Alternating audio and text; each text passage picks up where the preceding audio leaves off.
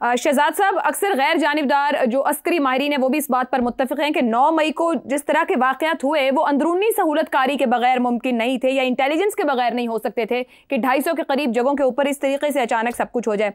क्या जनरल फैज़ इन वाक़यात के लिए इमरान खान को मुर्दे इल्ज़ाम ठहराएंगे या ठहरा सकते हैं, या वो कहेंगे कि इमरान खान ने कहा हमले कर दो तो हमले कर दिए गए, या किस हैसियत में? ज़रा ये समझाइएगा कि जो इमरान खान कह रहे हैं कि इस तरह का बयान आएगा, उनको काहे का खदशा है? नहीं, मैं तो और भी बहुत कुछ कहना चाह रहा था, लेकिन आपने मुझे बंद करके रख दिया। सर इजाजत है, आप कहिए, आप कहिए। अच्छा, नहीं, मैं पहले आपके सवाल का जवाब दे दूं। देखिए, अगर तो फैज हमीद साहब ने ये प्लान किया था तो बड़े नालायक जर्नल है। इन्होंने 35 साल इस फौज में रह के जाया किए। उनको आज तक अपनी फौज की समझ ही नहीं आई, अपने अवाम की समझ ही नहीं आई। याद रखें, इस मुल्क के अंदर अफवाज पाकिस्तान, मैं भी अफवाज को बिलोंग करता रहा हूँ, 33-34 साल मैंने भी सर्व किया है। जरूरी नहीं कि आपकी मर्जी का और आपका सबसे पॉपुलर और आपका सबसे कमाल का आदमी ही आपका चीफ बने, लेकिन जैसा भी चीफ बनता है, जब वो आर्मी चीफ बन जाता है या अपने सर्विस का चीफ बन जाता है, तो फिर ये एक ऐसा निज़ाम है, एक ऐसा एक इल्हाक समझ लीजिए, एक इंटीग्रेशन समझ लीजिए, जिसकी जिम्मेदारी है कि मैंने इस मुल्क की खातिर, इस कौम की खातिर अपनी ड्यूटी को उसी तरह अंजाम देना है जैसे कि मेरा कोई सगा, कोई और मेरी पसंद का बंदा ऊपर बैठा हो। जो जर्नैल ये चीज समझ नहीं पाया, वो इस अफवाज के अंदर किस किस्म की दरार डालने की कोशिश कर रहा था। वो अवाम जो बाहर बैठ के या हम जैसे लोग जो तज्जिया करते हैं, अगर वो ये समझ नहीं पाए कि इस फौज का जो कंस्ट्रक्ट है वो किस किस्म का है, तो मेरा ख्याल है बहुत बड़ी एक कमी है उनके तज्जिए के अंदर। नहीं टूटेगी ये फौज, ये मुश्किल वक्त से गुजरेगी, ये मुश्किल वक्त को समझती है और उसमें से गुजरना जानती है, लेकिन इसको समहाउ ये यकीन है इन अफवाज को कि हमारी वजह से पाकिस्तान और पाकिस्तान के लिए हम हैं। इस मुल्क का दिफा, अगर खुदा न खास्ता मैं आपको बताऊं कि हमारे यहाँ ये सियासी बहरान पिछले 2-2.5-3 साल से चल रहा है। मैं अपने तौर पे कुछ दोस्तों के अंदर जब बैठ के बात करता हूं तो मैं अमूमन कहा करता हूं कि हम इस सियासी बहरान से इस तरह वो टनल में से निकल आए, एक डार्क पीरियड था, उसमें से निकले, और अल्लाह का शुक्र है कि हमारी अफवाज इकट्ठी हैं। ये पाकिस्तान के लिए और इस मुल्क के लिए एक बहुत बड़ी भलाई है। खुदा ना खास्ता इस अफवाज की, इस फौज के अंदर दरार आ जाए, टूट जाए, किसी तरीके से बिखर जाए, तो हम तो किसी काम के नहीं रह जाते इस मुल्क के अंदर। चाहे जो भी है, गलत हुआ अच्छा हुआ, इस मुल्क में फौज का ये रोल होना चाहिए था, नहीं होने, बन गया 75-76 साल में। लोगों की वो सोच में आ गया कि ऐसा ही होता है। अगर अफवाज खड़ी हैं तो फिर इसका मतलब है कि मुल्क कायम है। अब हमने 71 भी देखा, हमने मुल्क टूटा भी देखा, लेकिन ये यकीन मुतजलजल नहीं हुआ। तो जो अगर फैज हमीद साहब ये नहीं समझ पाए, और अगर इमरान खान साहब अपने भोलपन में समझते थे कि वो ये करवा लेंगे, तो मैं ये कहना चाहता हूं दोनों ही एमेचर्स थे और दोनों ही बेवकूफ थे, और दोनों ने एक ऐसी खेल खेली जिसमें सिर्फ पहले दिन से ही हार लिखी हुई थी।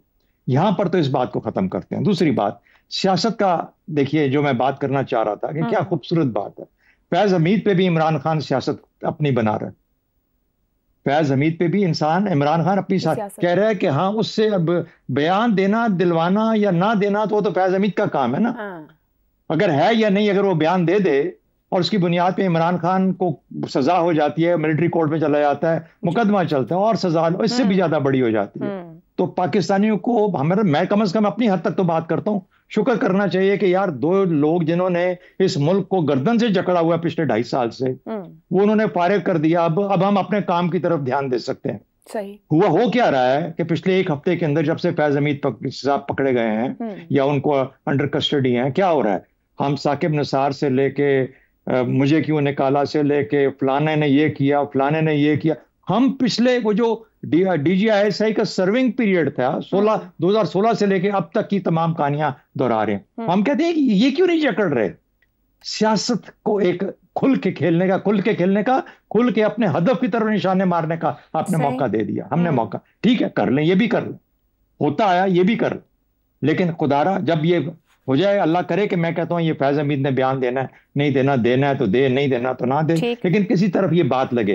इमरान खान भी चुप करके बैठे, फैज हमीद भी एक हिस्ट्री बने जिस तरीके से उसको बनना चाहिए, और उसके बाद ये मुल्क के लोग और मुल्क के अवाम अपने मुस्तकबिल की तरफ देखें बजाय इसके कि इन चीजों की तरफ देखें। दुरुस्त हो गया। ज़ैगम साहब, अगर जनरल फैज ने इमरान खान को 9 मई का जिम्मेदार करार दे दिया और जवाब में अगर इमरान खान ने ये कह दिया कि रास्ता फैज हमीद ने दिखाया जिस तरफ वो बढ़े, तो फिर किसको सच्चा और किसको झूठा जाना जा सकता है?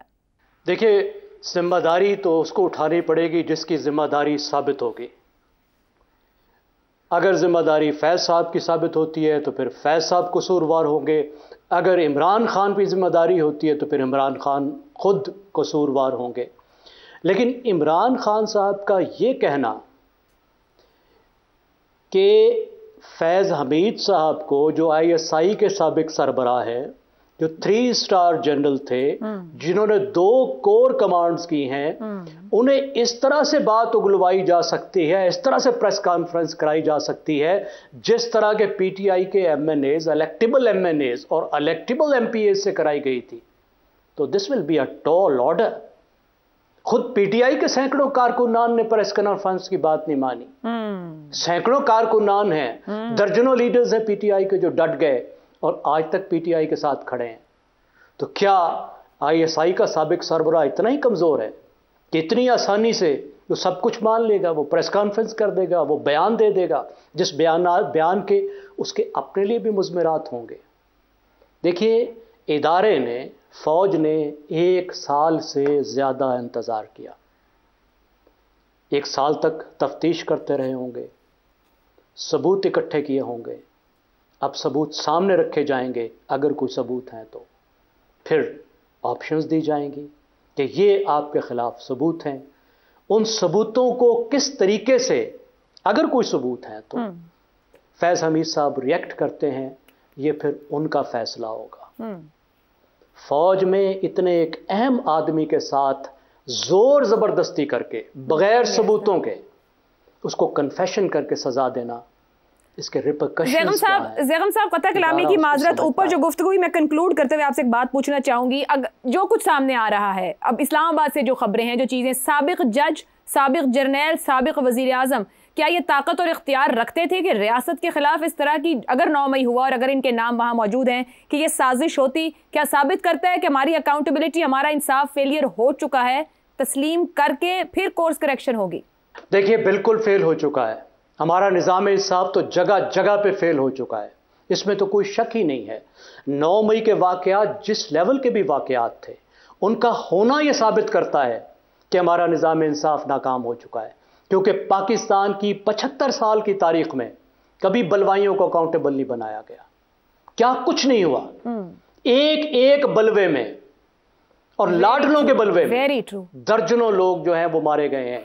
अरबों, सैकड़ों अरब की प्रॉपर्टीज जो हैं वो बर्बाद हुई हैं। बार बार हुआ है। कब किसी को अकाउंटेबल बनाया गया? अगर अकाउंटेबल बनाया जाता, तहकीक तो उस वक्त भी आती रही, क्लिप्स तो उस वक्त भी मौजूद हैं, उस वक्त भी तफ्तीश की जा सकती थी। अगर किया जाता तो कभी 9 मई का वाक़या होता ही ना। 9 मई के वाक़े का होना यह साबित करता है कि इससे पहले हमारा निज़ाम इंसाफ नाकाम हो। अभी आप देखिए, प्रोसिक्यूशन को देखिए, इन 9 मई के वाक़यात को देखिए, उसके सियासी इस्तेमाल को देखिए कि PTI के लोग जो हैं वो 6-6 जगह पे मौजूद था, एक एक लीडर। इतनी अनसीरियसनेस। बिल्कुल ठीक। अगर 9 मई सीरियस है, जो मैं समझता हूँ बहुत एक सीरियस इंसिडेंस है, बिल्कुल सही, तो क्या उसका इस तरीके से सियासी इस्तेमाल होना चाहिए? दुरुस्त हो गया। इस तरीके से FIR कटनी चाहिए थी। ठीक है, इस तरीके से प्रोसिक्यूशन होनी चाहिए थी। दुरुस्त हो गया, बिल्कुल दुरुस्त हो गया कि संजीदा मामलात को संजीदगी से लेना चाहिए, गदला नहीं किया जाना चाहिए। आगे बढ़ने का तरीका और रास्ता एक ही है, गलती को तस्लीम किया जाए, गलत को सजा मिले तो ही आगे बढ़ना मुमकिन हो पाता है।